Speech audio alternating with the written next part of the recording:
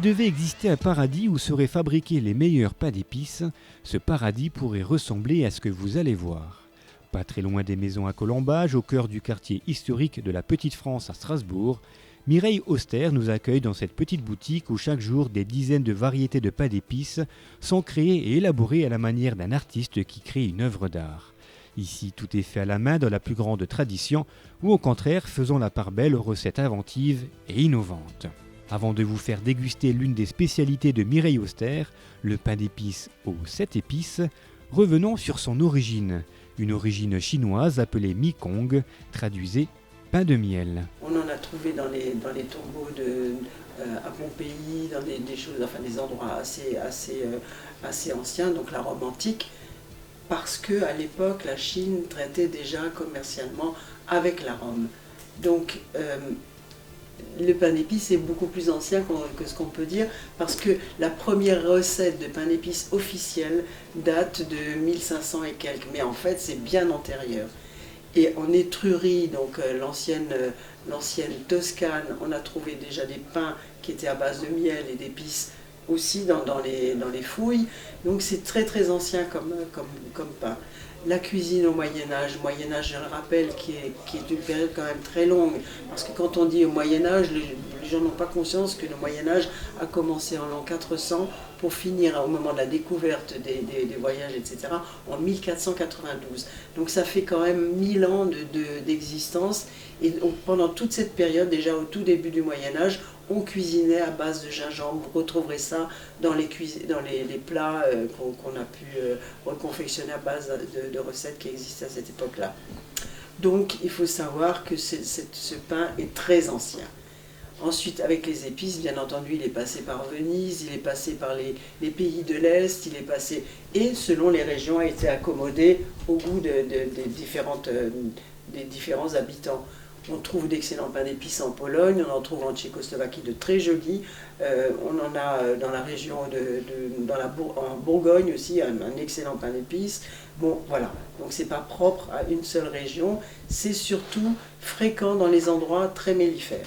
Là où vous avez la récolte du miel, vous trouverez des gens qui fabriquent du pain d'épices. Aujourd'hui, ce pain d'épices peut être dégusté sous toutes ses formes et toute l'année, mais généralement, il est assimilé à la période de Noël. Nous sommes des gens gâtés.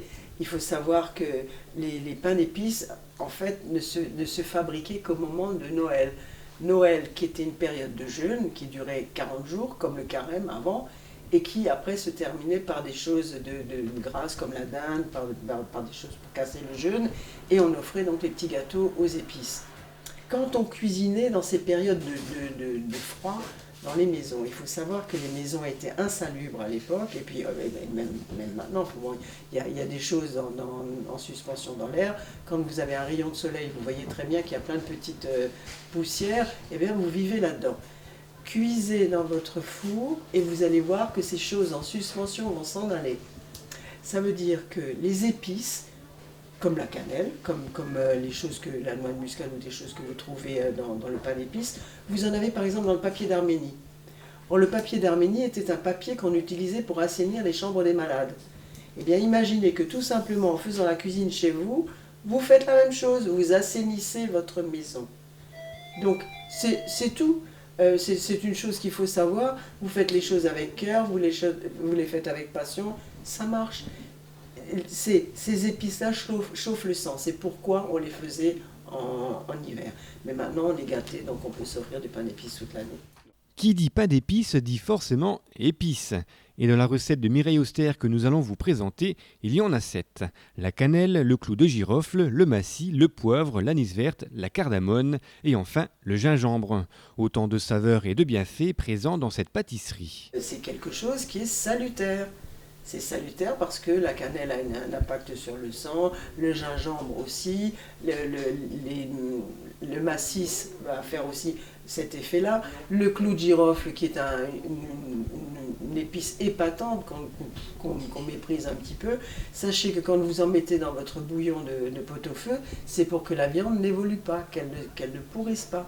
Une dent qui est abîmée ou il y a une carie dentaire, on met un clou de girofle à l'intérieur, les chairs ne se nécrosent plus. Donc vous avez des conservateurs qui sont là, il faut les utiliser. C'est pas la peine de mettre des choses qui sont qui sont d'ordre chimique, on les a. Donc ces choses-là étaient faites pour ça.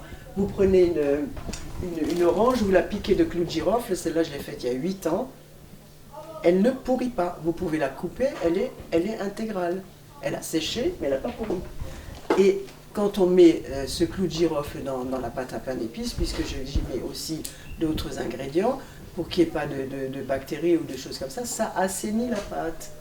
Mais ça l'empêche d'évoluer. Dernière question avant d'attaquer notre cours de cuisine, nous avons demandé à Mireille Auster ce qui différencie un bon d'un mauvais pain d'épices. La réponse est sans équivoque. Comment on peut parler de mauvais pain d'épices? Alors voilà une question intéressante. Qui peut fabriquer un mauvais pain d'épices? Mais il ne faut vraiment pas avoir de cœur. Il ne faut pas avoir de cœur, il ne faut pas avoir de sentiments, il faut être sacrément gonflé de vendre quelque chose qui n'est pas bon.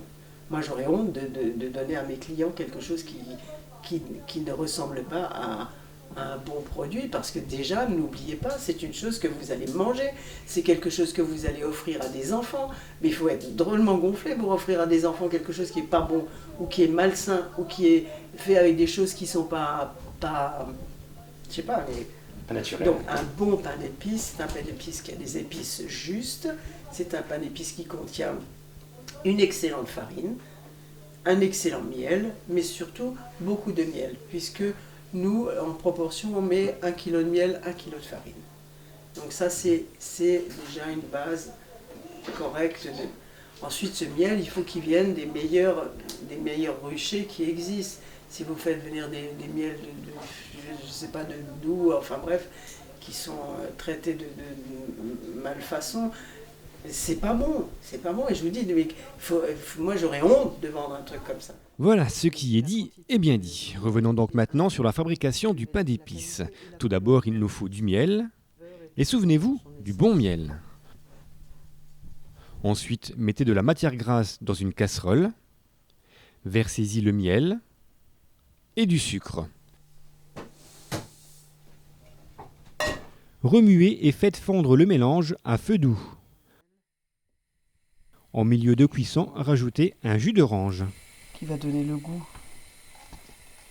Noël au pain d'épices. Parce qu'en fait, Noël, c'est l'orange, les épices,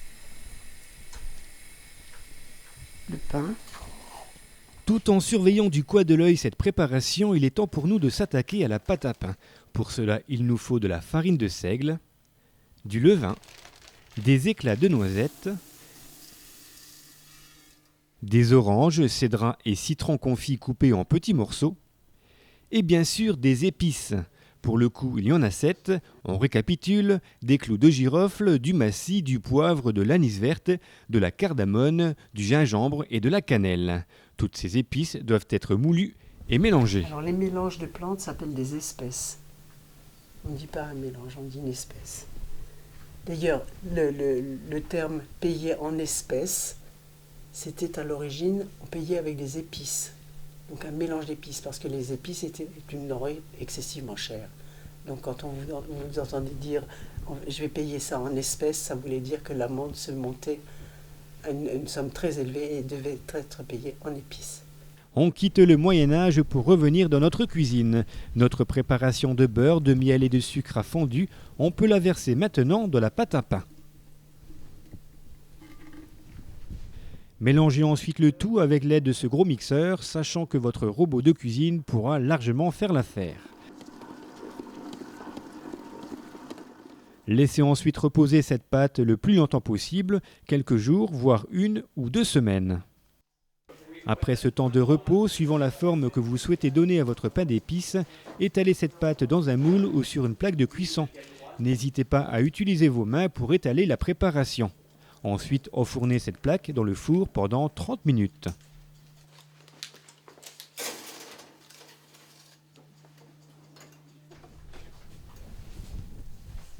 Voilà, après 30 minutes, notre pain d'épices est terminé.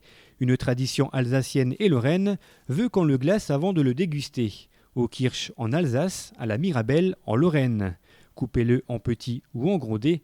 Et si par hasard vous résistez à la tentation de le dévorer tout de suite, sachez qu'il se conservera plusieurs semaines. Le pain d'épices, vous pouvez le garder très longtemps. Donc les gens, les Romains, les Chinois utilisaient ça parce que les Romains étaient des grands conquérants et eux, c'était sur les fleuves qu'ils naviguaient qu'ils ont conquis, enfin tous les pays.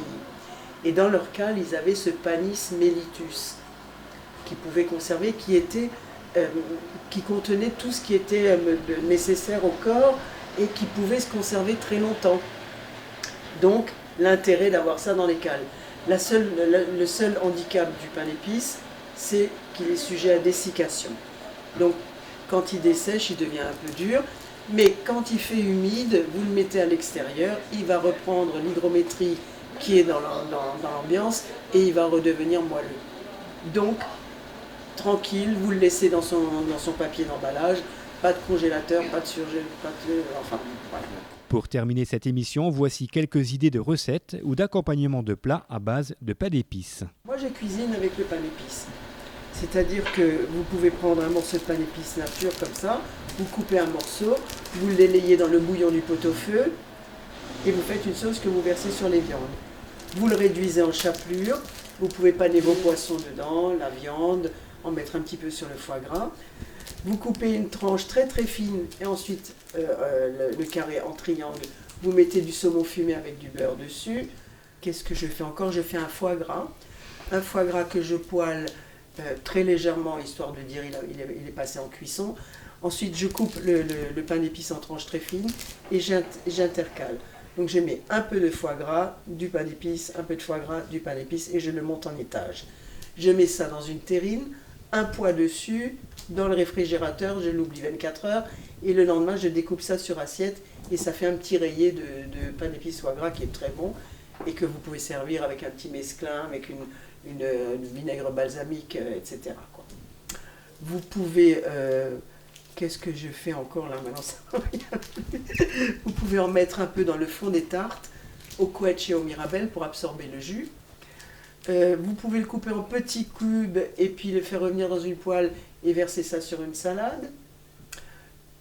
Faire des petits toasts, alors des petits toasts à l'apéritif que vous pouvez déguiser donc avec des tomates cerises, avec des œufs de caille, avec un peu de confit de choucroute par exemple comme on en a ici et qu'on sert avec le foie gras. Et voilà, donc vous pouvez le mettre à tous les goûts, il va très bien avec le sucré, mais son mariage le plus heureux, c'est le chocolat et les hespérides. Dans les hespérides, on va comprendre le cédral, le citron, l'orange, le pamplemousse, le kumquat, tout ce qui ressemble à une orange ou chocolat, orange, merveilleux. Merveilleux, c'est sur ce dernier mot que nous avons quitté Mireille Auster et toute son équipe. On n'est pas prêt d'oublier l'odeur qui régnait dans cette boutique strasbourgeoise, savoureux mélange de tradition et de modernité, de passion et de savoir-faire.